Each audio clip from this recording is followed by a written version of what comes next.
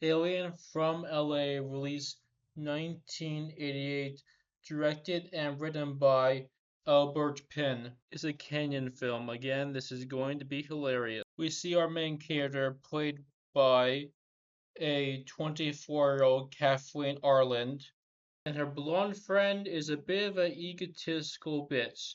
She's like, you should have gone blonder, that way your boyfriend will like you more. What a terrible friend. But I guess women really are that mean to each other.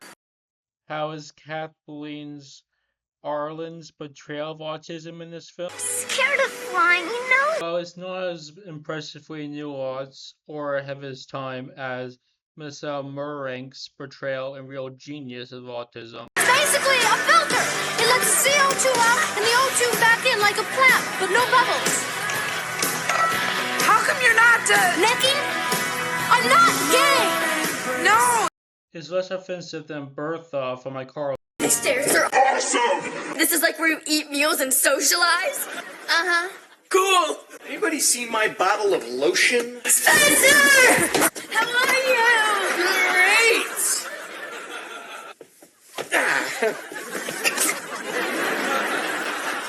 Hey, what's up with the drums? Yeah. Haha, autistic people say stuff loud and they don't socialize while they eat and they hug people too much. Isn't that so funny?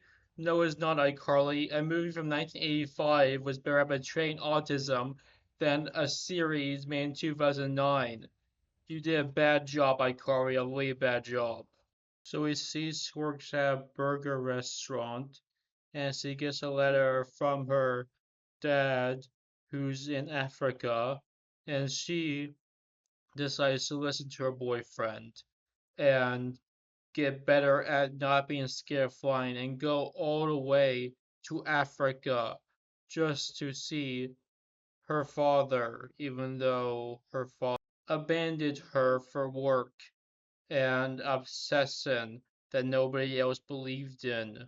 In this movie, Atlantis was made by aliens, and she doesn't need to go on a plane to go to Africa.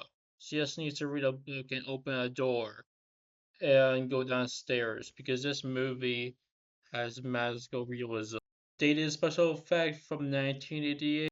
Haha, she doesn't know the difference between California and Kansas. We definitely needed to make that offensive joke to reference the Wizard of Oz. No, you didn't.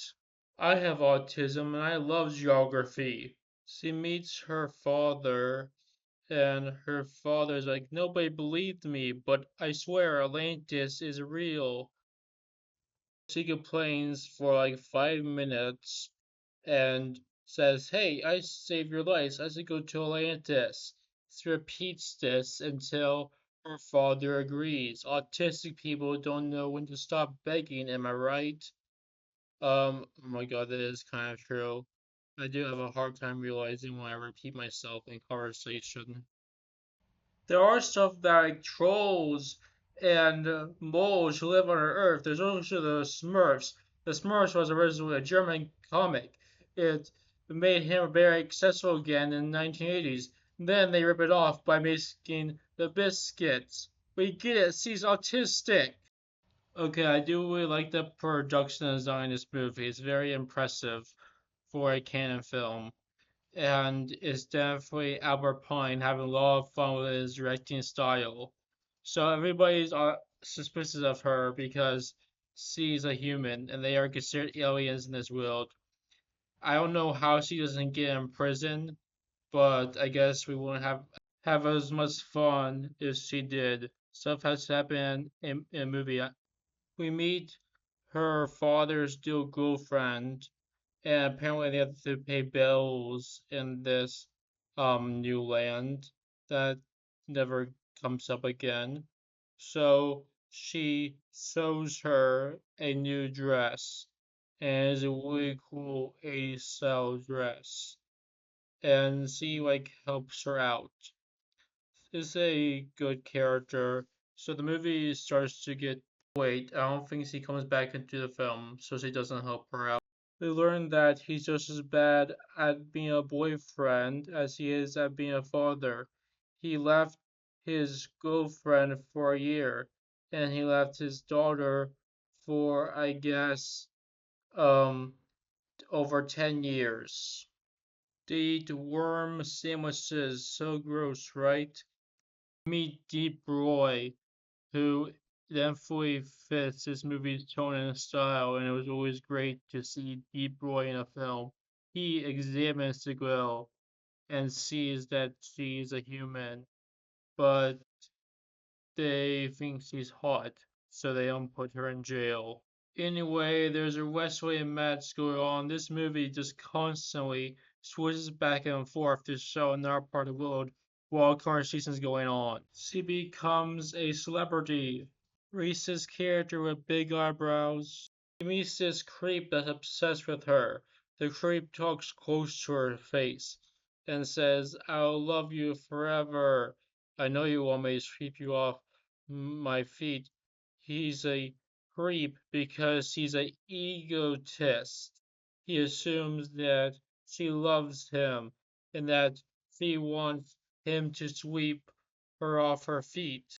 But he also saves her life when he throws this abuser off her and him. Well, that's something that the men who watched this in theaters or bought on VHS in the 80s can relate to. And the guy even kisses her later in the film, even though all he does is be creepy and insult her. So, anyway, they go to the center of the earth, and there's a bunch of dialogue about them getting eliminated, but they feel like they're in danger because they're just talking about eliminating them instead of eliminating them. When they find the center of the earth, that wakes her up from her dream. Yup, the entire movie is revealed to be a dream because, of course. And she meets some guy in a leather jacket because now she has newfound confidence and is no longer scared of stuff like flying, and she's less autistic, and she actually looks 24 now. You see, if you are more attractive and are less autistic, then men will like you more. What a good moral. That is a terrible moral. So that's Alien from LA. This is a better Albert Pine film than Vicious Lips. I liked the style more, and a lot more stuff happened in this film, and it passed by a lot quicker and had a lot more interesting ideas, and it was a lot more creative and had better set design.